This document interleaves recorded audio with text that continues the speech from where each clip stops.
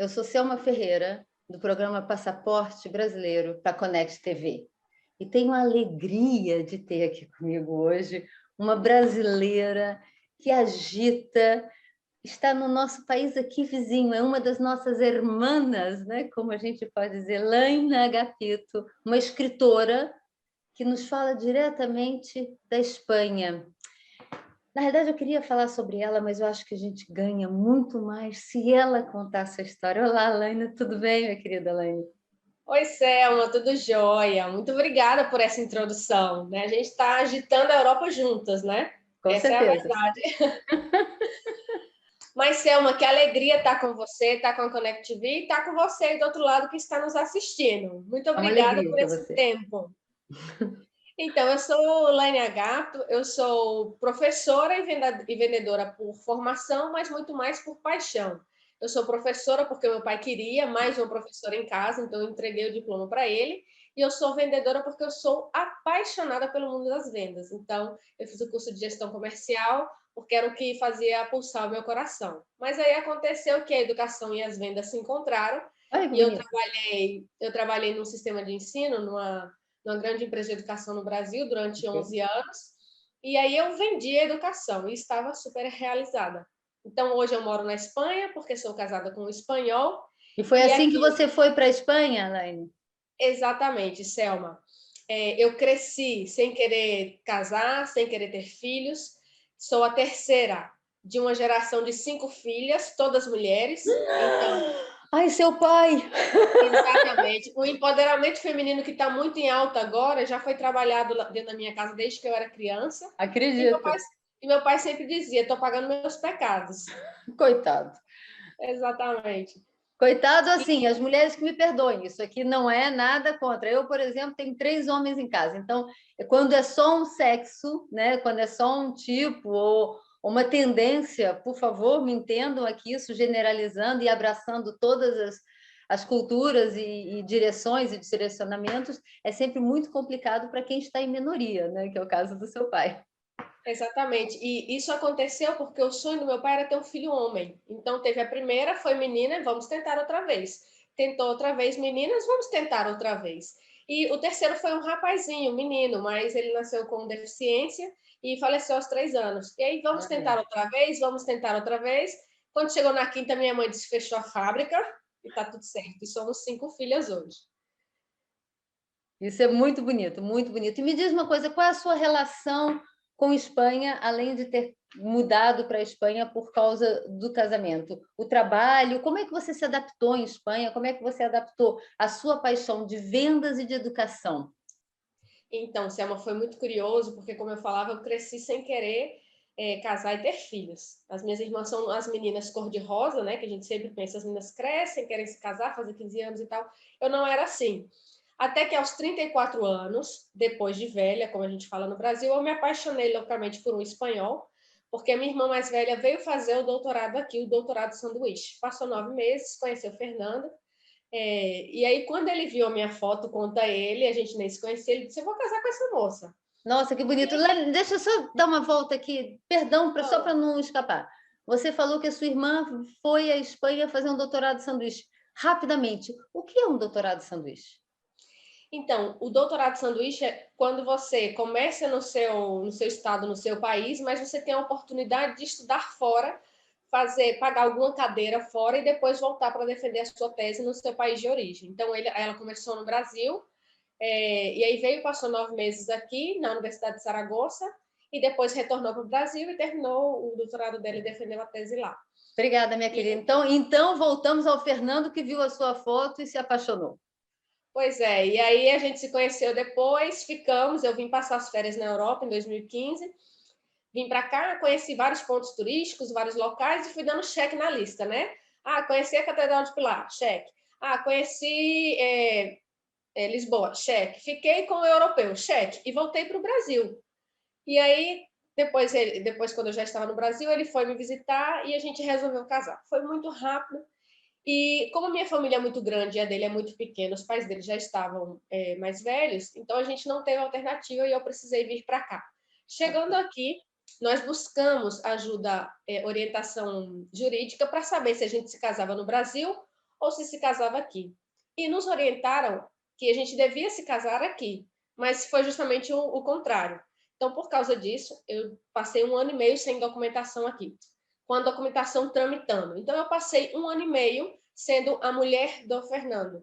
Eu deixei de ser a professora Laine Agato, que tinha uma carreira no Brasil, e passei a ser a mulher do.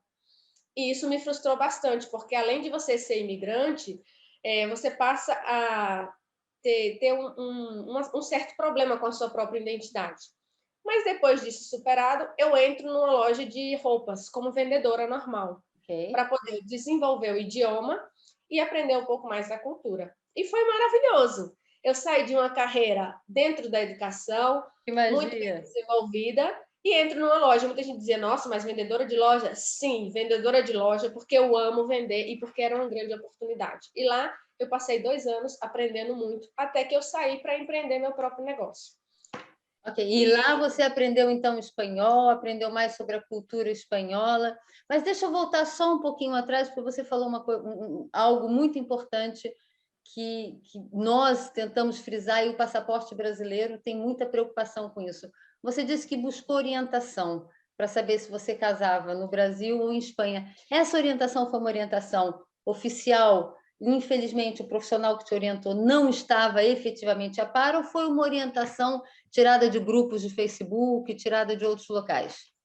Então, foi uma orientação de um profissional espanhol, inclusive. Ah, ok. Porque, Então tá. às vezes, a gente busca ajuda a profissionais brasileiros que não têm a vivência fora. E aí, pelo achismo ou por pouco conhecimento, eles acabam dando uma orientação geral. Mas nós fizemos questão de buscar um profissional espanhol que nos fez essa orientação. Mas a gente sabe que dentro de qualquer área existem as especificidades. Lógico. E não era o caso desse advogado, que nós só soubemos depois.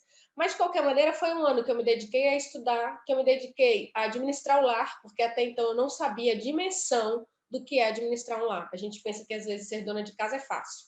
Não, Mas é não é. empreendedorismo. Empreendedorismo familiar é Exatamente. algo incrível.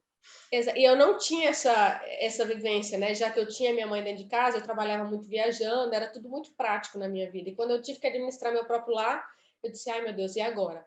E realmente eu precisei trabalhar, estudar, me dedicar, até eu conseguir dizer, não, agora sim eu consigo dominar essa minha área aqui. Foi bem bacana.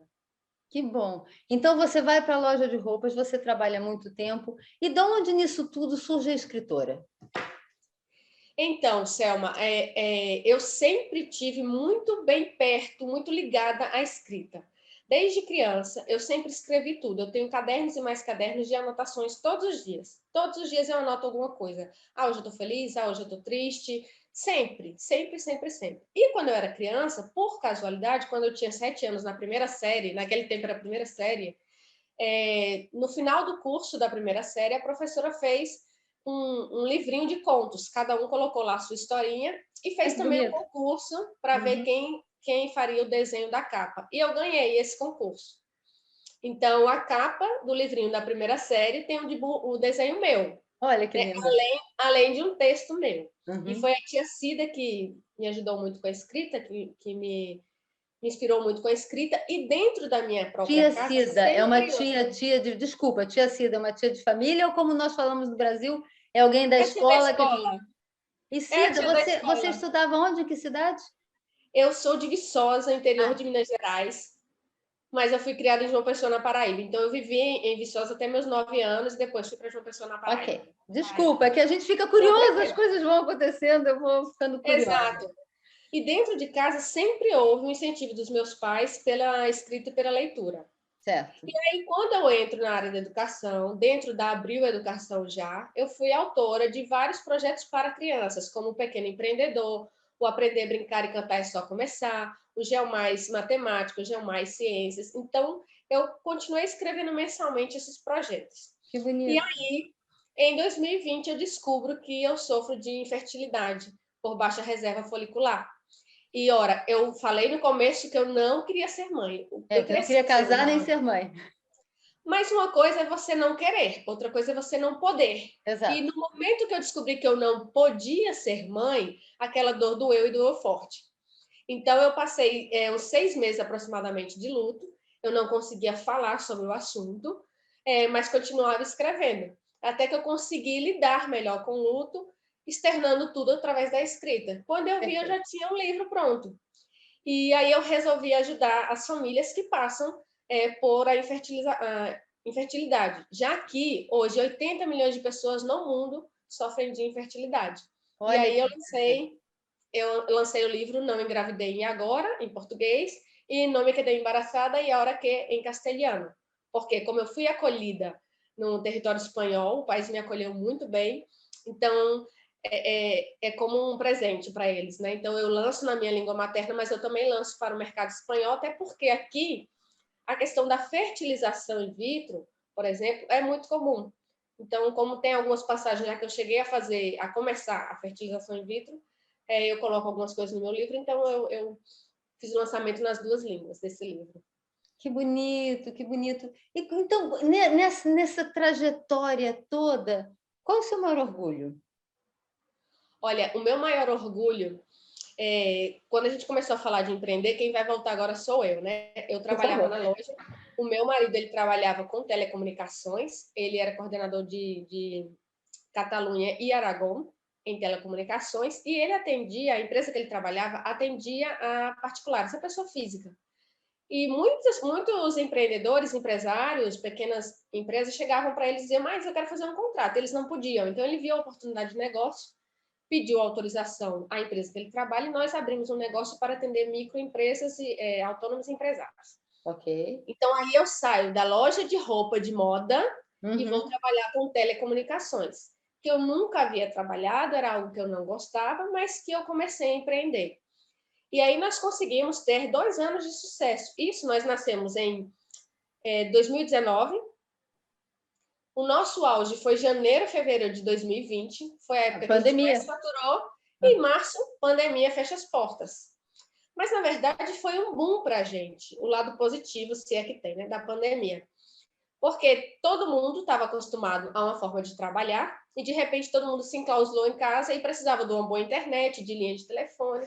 Então, nós entramos aí. Foi uma grande oportunidade. Né? No meio da crise, sempre haverá oportunidades. Sempre. A gente aproveitou o máximo que a gente pôde. Até que em julho, agosto, o governo espanhol impede que a gente siga fazendo portabilidades e instalações.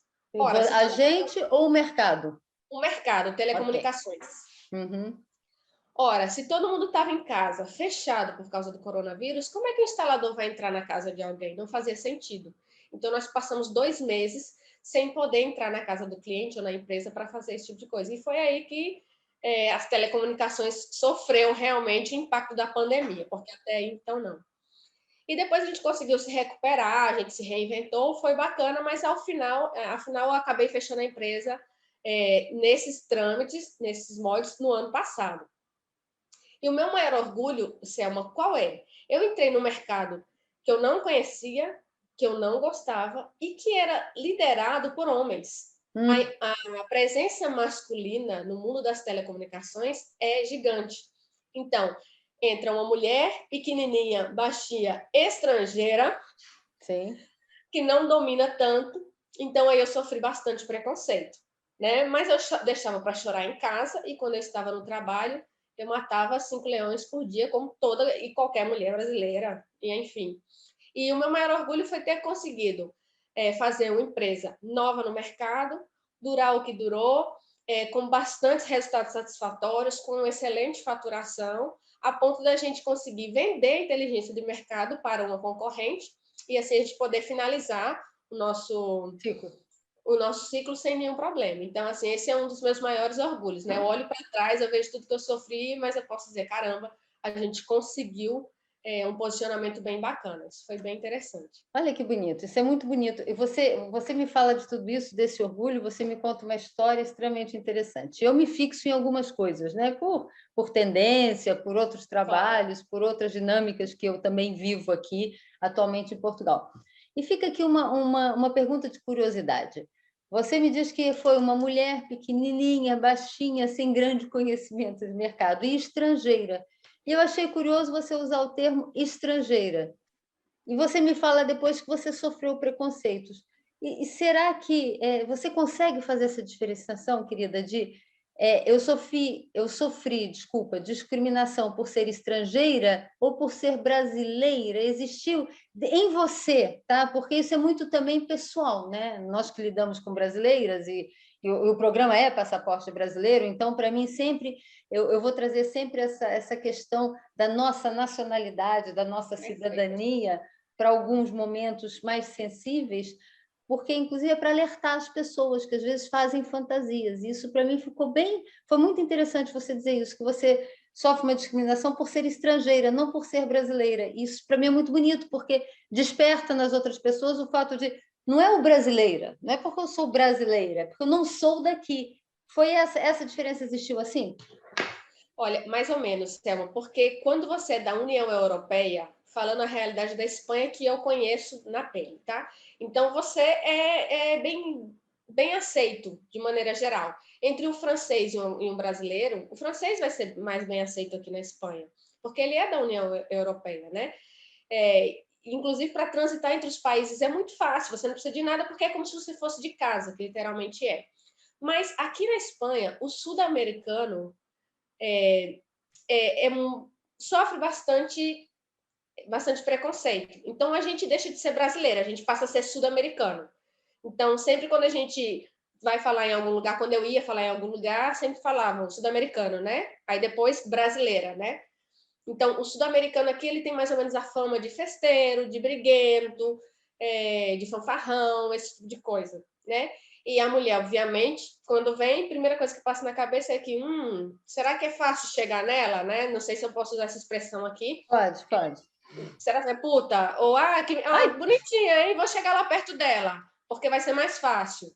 E aí tem muita gente que quebra a cara, obviamente, porque a nossa intenção, de muitas mulheres, não é exercer esse papel. E se fosse, também não teria nenhum problema, mas não era o meu caso. Então, eu senti essa questão de que eu era a mulher no mercado dominado por homens e sul-americana e brasileira. Então, tem essa muito questão. Importante. Muito Exato. importante.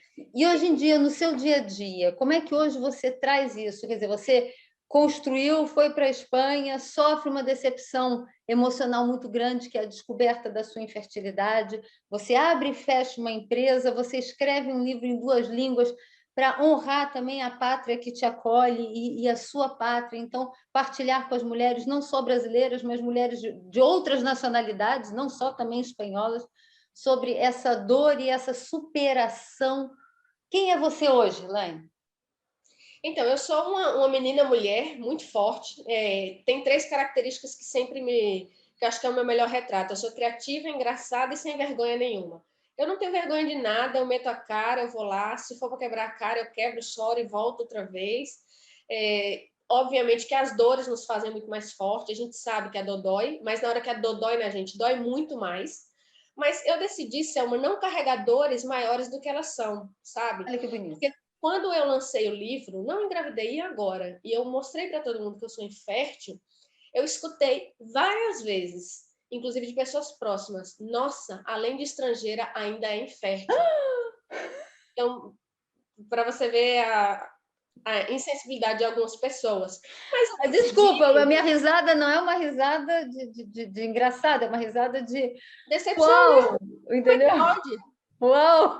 Mas, infelizmente, existe. E, assim, eu aprendi com uma amiga minha, que ela tem problemas auditivos, que a gente tem que ensinar as pessoas a lidar com a gente. Ah, sim. Então, às vezes, quando a gente fala, sou infértil, a primeira coisa é tadinha.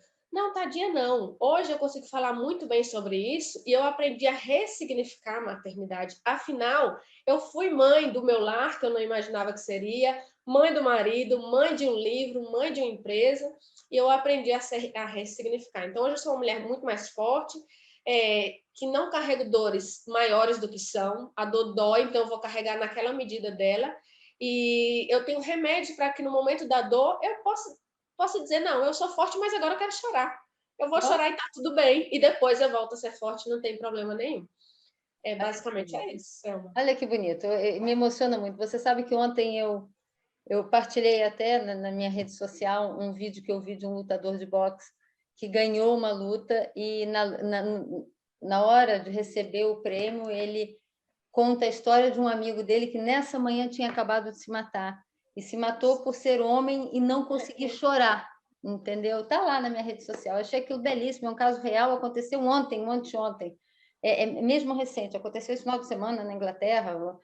Então, e ele pedindo, por favor, ajuda, dizendo: homens chorem, homens falem, porque vocês não têm esse hábito. Então, por muito mais eu não digo, mas por muito que a gente fale da causa feminina, da igualdade, da necessidade da força da mulher, eu acho que a gente tem também que levar esse teu legado para o mundo masculino também, porque, afinal de contas, você não será mãe sozinha.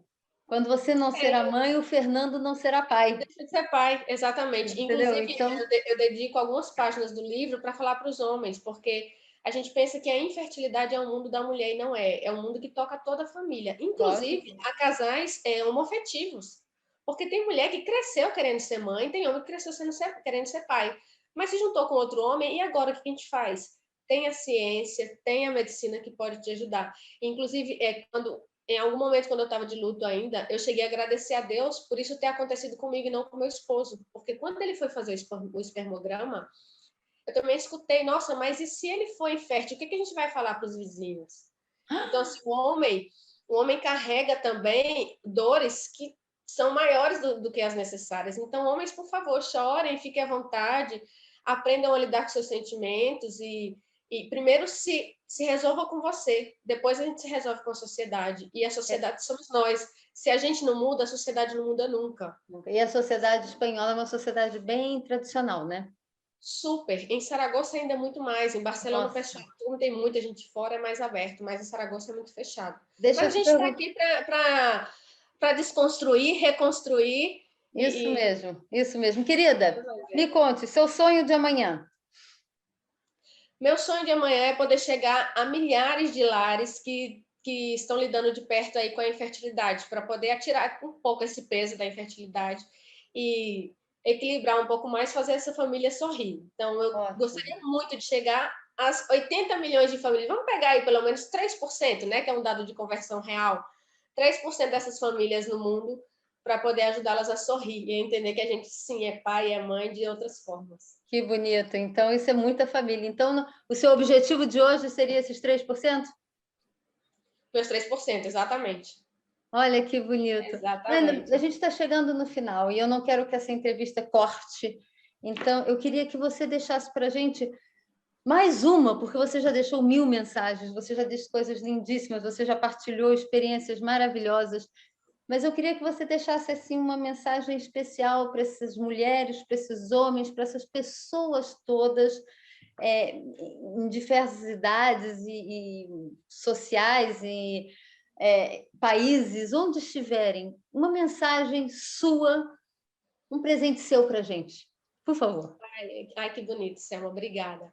Olha, pessoal, eu só quero dizer o seguinte: a gente é realizador por natureza, então realize seus sonhos. Mas quando você for realizar seus sonhos, coloca no papel, se organiza, procura orientação com mais de um profissional e aí, pé na estrada. De acordo com as informações que você tiver, pé na estrada. O sonho ele tem o tamanho que a gente quiser. A realização, geralmente, ela é menor, mas ela vai pouco a pouco. Então, não queira pular degraus. Viva cada degrau e viva com o sentimento de que está vivendo exatamente. Tem uma frase que eu gosto muito. Eu sou especialista em 2 áreas, né? Mas tem uma frase que eu gosto muito, que é a seguinte: domine todas as técnicas, saiba todas as teorias, mas ao tocar uma alma humana, seja somente uma alma humana. E ainda que essa alma humana seja o reflexo que esteja do outro lado, ou seja, você mesmo. Então, quando você estiver falando com você, se olhe com compaixão, com perdão, com empatia, sabe? A gente bota a melhor maquiagem, a melhor roupa para receber o outro, e dentro de casa, às vezes, a gente está com aquela roupa rasgada, né? Por que a gente, para a gente mesmo, a gente não pode se produzir? Então, seja você, não carregue dores maiores do que elas são, se planeje, peça ajuda e realize seus sonhos. Ai, que coisa mais linda! Me sinto presenteada, minha querida. Muito obrigada, Elaine. Muito obrigada mesmo por esse espaço, por ter aceitado estar aqui comigo. Para mim foi uma honra muito grande ter você e aprender muito mais do que eu já sabia e de uma área que eu não conhecia. Então, essa sua partilha foi riquíssima. Eu sou muito grata. Eu sou muito Eu que grata. agradeço de verdade, Selma, a generosidade que você tem, né? Não só em me convidar, mas também de levar tudo isso, não a mim exatamente, mas grandes convidados a tanta gente. Isso só mostra o quanto você é generosa. Muito obrigada à Connect TV pelo espaço, e espero que a gente possa seguir conectada, literalmente. Nem tudo que está ligado está conectado, mas aqui vocês estão conectados de verdade. Que a gente siga conectado e à disposição de todos vocês. Obrigada, viu, Selma? Um prazer. Obrigada, meu anjo. Obrigada mesmo. Olha, Selma Ferreira, com passaporte brasileiro para a Connect TV.